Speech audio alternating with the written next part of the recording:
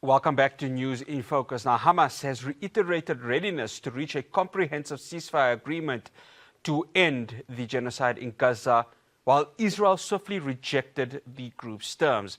And in a statement, Hamas confirms its willingness to proceed with a deal that would secure the release of not just a few of the captives, but all the captives in exchange for an agreed number of Palestinian prisoners. The arrangement would end the genocide and ensure the withdrawal of Israeli forces from Gaza, reopening crossings for essential supplies, and begin reconstruction. Now, this comes earlier this week when Israeli Channel 13 had reported that Benjamin Netanyahu and his government were not willing to end the genocide, number one, and they wanted to make sure that the Gaza City offensive was going to continue. While this is happening, of course, within Israel, there is protests that are occurring on a daily occurrence. Joining me now, I'd like to welcome independent researcher. He's based in Karlsruhe in Germany, Dr. Shir Hever. Dr. Hever, good having you on here. Thank you so much for joining us on News in Focus on Hilaal TV. Thanks for having me. Dr. Hever, I think when we saw the ceasefire agreement of January being broken in March, I think one would look at that as setting the precedence of Netanyahu really not wanting to go ahead and end this genocide. This is, it goes back much more than January. Netanyahu, from the very beginning, said that he only wants to have something that he calls total victory. It's a very scary statement because what does it mean, total victory, when even the objectives are not clear and internally contradicting? This is part of how the Israeli government is trying to justify eternal war. The idea of eternal war until all the Palestinians will be killed is a proof of genocidal intent. And I think this is something that we know. It's not just that they violated the ceasefire in March, it's also that they plan to violate the next ceasefire. So I want to correct what you said before when you said that this ceasefire offer by Hamas is something that will end the genocide. The Israeli side doesn't see it this way. They see it as a temporary ceasefire, and afterward they will attack again. And that's the thing, isn't it, Dr. Hever? Because the fear out there is that, let's just say all the captives are released. There's nothing stopping this Israeli government from going in again and saying, let us continue from where we left off. Because this is the rhetoric that has been put out by this Israeli government right now. And it's across the board. It's not just the far right of this government. Absolutely. Because the Israeli public, the Israeli media, and also, of course, the Israeli government are aware that the world is watching what is happening in Gaza, and they're also aware that the attempt to silence the international media, to kill journalists in Gaza, to censor various international channels such as Al Jazeera and prevent them from reporting is only partially successful, but nevertheless, it is partially successful. And as soon as there will be a ceasefire, and as soon as the UN and international media will pour into Gaza and start to document the atrocities, the unspeakable horrors that Israel has inflicted on the civilian population, then it will be such a wave of anger and also legal accountability against Israel and international boycotts and sanctions and divestments, that the Israelis are trapped in a way in not stopping the war. So because they are in this stage of amok where they have to continue to kill, very much fearing what will happen next, then of course it's not just the government, it is also the general public.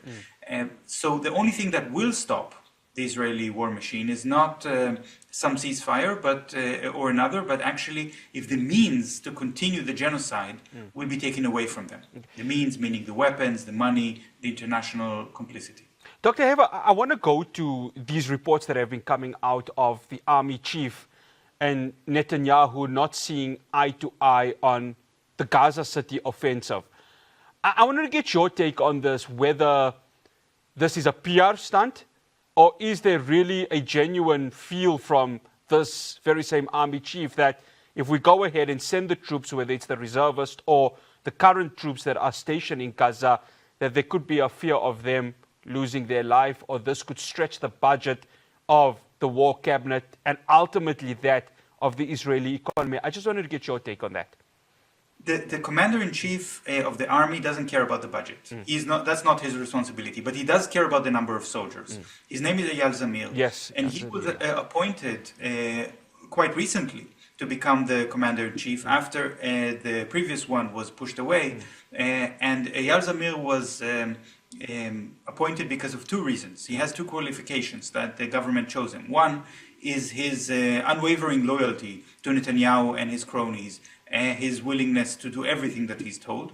And second, that before he was the commander-in-chief, he was in charge of the Israeli Ministry of Defense collecting weapons for the Israeli military, finding ways to go around sanctions and military embargoes to try to acquire sufficient weapons and ammunition for the Israeli military. This is exactly the reason that the Israelis wanted him as the commander-in-chief. But even he cannot create soldiers out of thin air. And he said that if the cabinet will seek to occupy the Gaza Strip again and to take over the territory permanently, he just doesn't have enough soldiers for it. And that caused, of course, a real argument in the Israeli government, a real tension in the public. So it's not just a theater, it's a real problem. The reason that Israel called its first operation in Gaza, this was the operation that was not the first operation since they broke the ceasefire. The first operation this year was called Gideon's Chariots. Yes. This is a biblical reference to the story of Gideon from the book of Judges. And the story, and Eyal Zamir gave this operation this name because it alludes to the fact that Gideon had too many soldiers and God told him to only take a small number of them to war. So it was a way to kind of reframe the shortage of soldiers that Israel is suffering as something, as an advantage rather than a disadvantage. But there is a consensus in Israel that the operation Gideon's Chariots was a failure.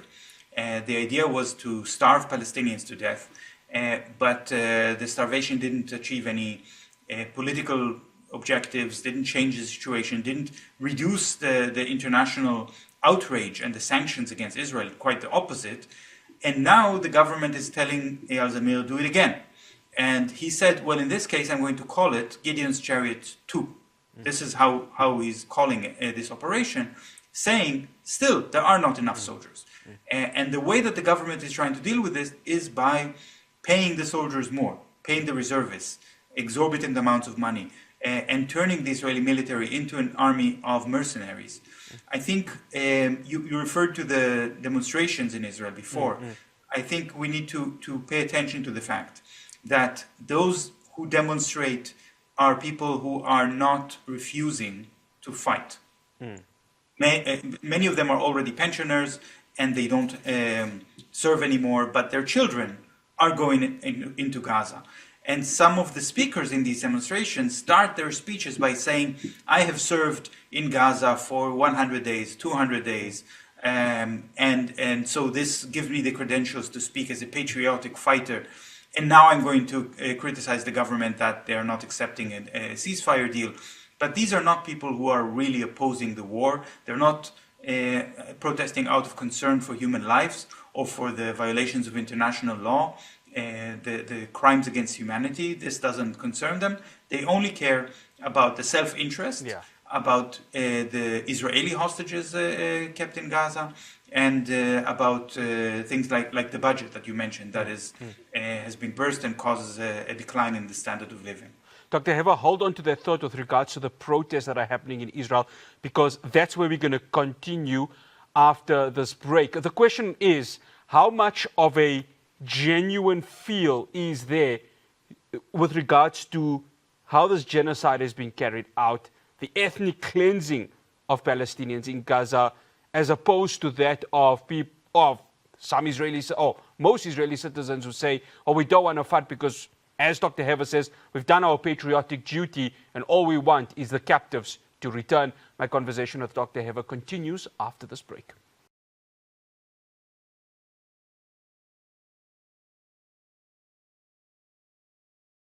Welcome back to News in Focus. I'm still in conversation with independent researcher Dr. Shir Hever.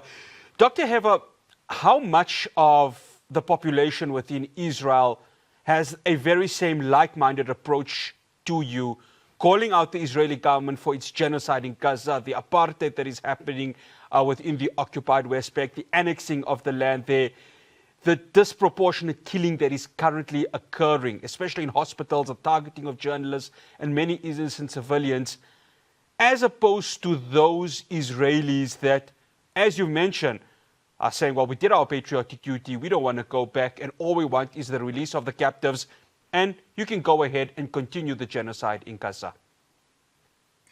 Israel is an apartheid state. Let's not forget that there are different groups of the population. Many of them are disenfranchised and have very little rights and are living in various situations of discrimination, racial discrimination, religious discrimination. So when you ask me this question, I assume you're talking about the Jewish population in Israel. Yeah, within Israel, yes, that's correct, yeah. Because Palestinians, even if they have Israeli citizenship, are not equal citizens. This is part of what apartheid means. I'm sure that I don't need to explain this to a South African show.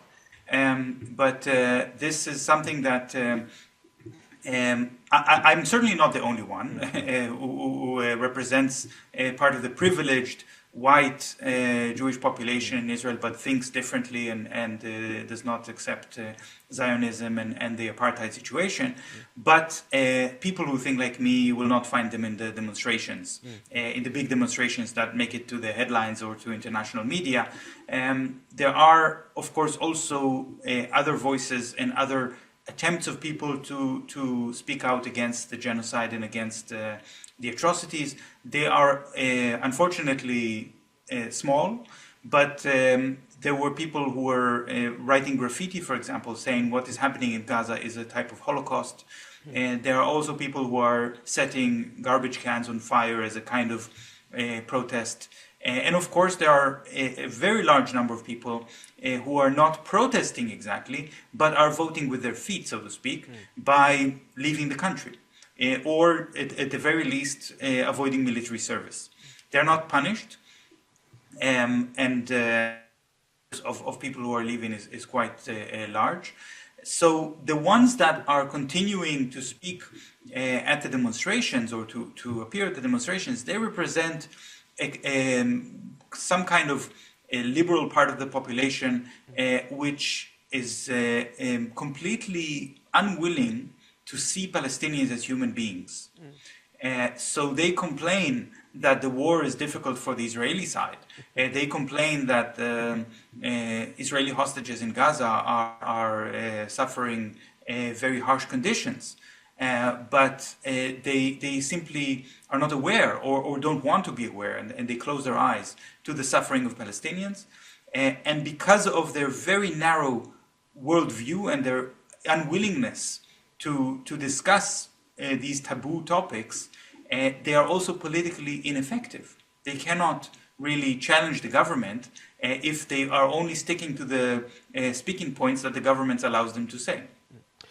Dr. Hever, I want to go to the United States of America because it's quite clear that when it comes to complicity or not really finding common ground, they are probably as complicit or even continually aiding Israel in this genocide in Gaza. Stephen Witkoff, for example, when he, of course, visited Gaza a few weeks ago, came with the Gaza Humanitarian Foundation. I don't need to tell you about this foundation. You know quite well just what it does with regards to aid on one hand and a weapon on the other. Therein lies the problem, doesn't it, Dr. Hever? Because if you've got a negotiator in the United States who Donald Trump has continually said he's going to find a way to end this, but quite frankly, there's nothing being done in terms of a genuine approach to this. What is your take on it, especially the way the United States, under this Donald Trump administration, has conducted itself during this genocide?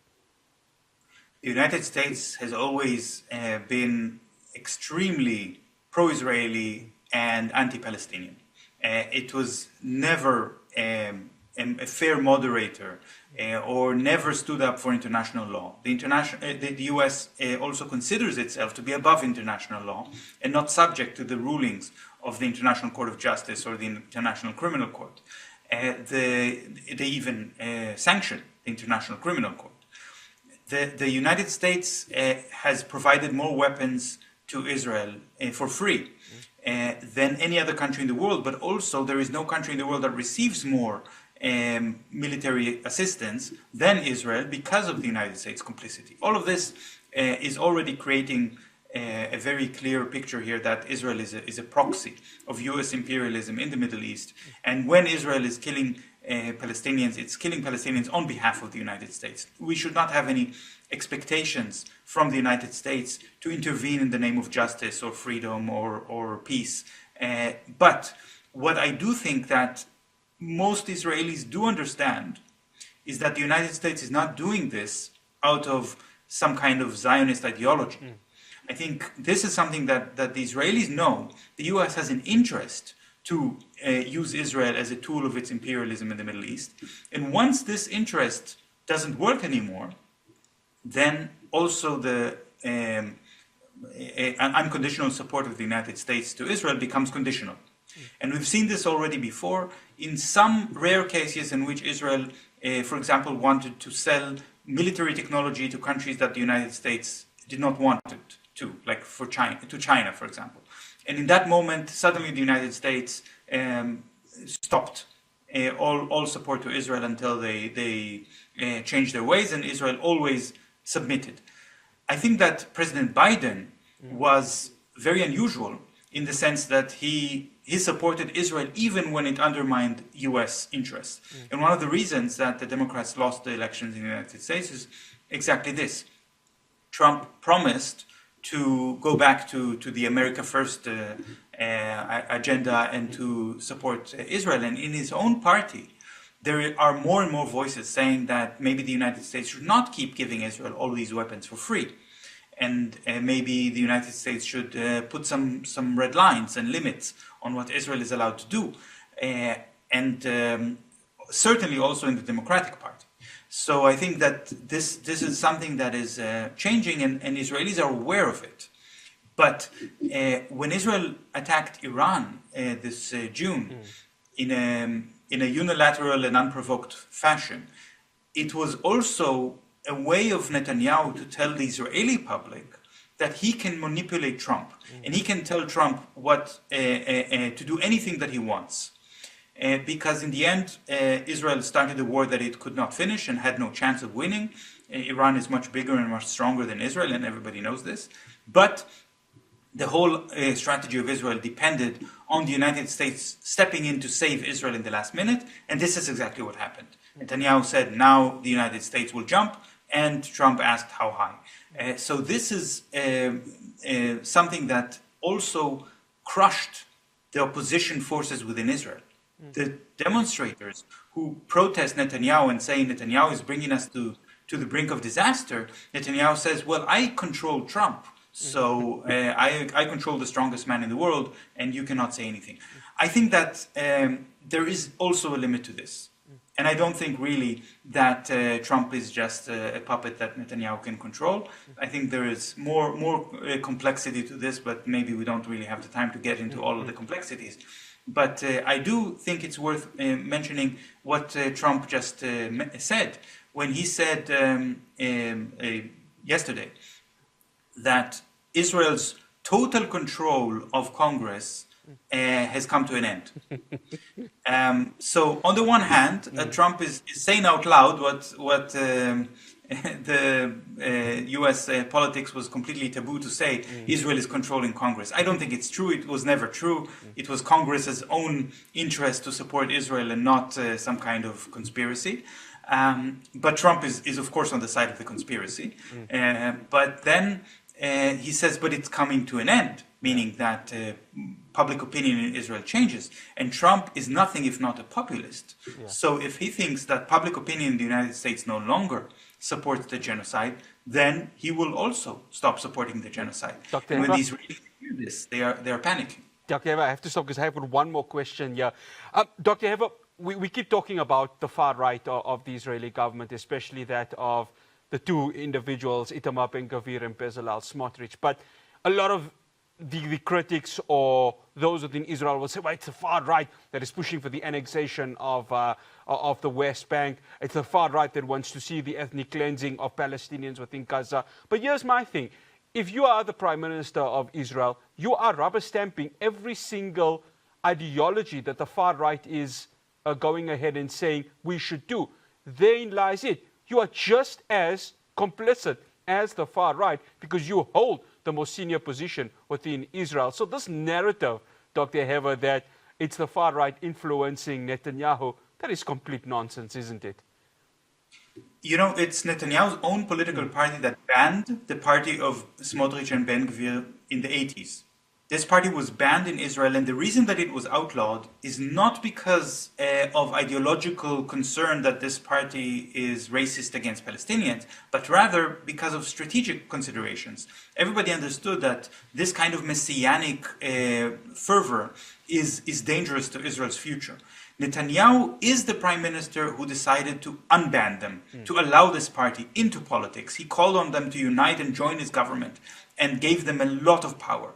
And that indeed brings these policies that on the one hand are out of control, crossing every red line, and the crime of genocide. Netanyahu is completely to blame for this and not some party in his coalition. But nevertheless, it's also not strategic. It's also a self-destructive policy, which by crossing all of these red lines, Israel has lost its legitimacy in the world. Dr. Hever, absolute pleasure having you on. Thank you so much for joining us. Much appreciated. Thank you very much, Mr. Patel. That's Dr. Shir Hever, independent researcher from Karlsruhe in Germany. Well, that's all we have for you here on News in Focus from Asaf Hospital. The rest of the team in Johannesburg, do have yourself a good weekend, but most importantly, a safe one. Assalamu alaikum wa rahmatullahi wa barakatuh.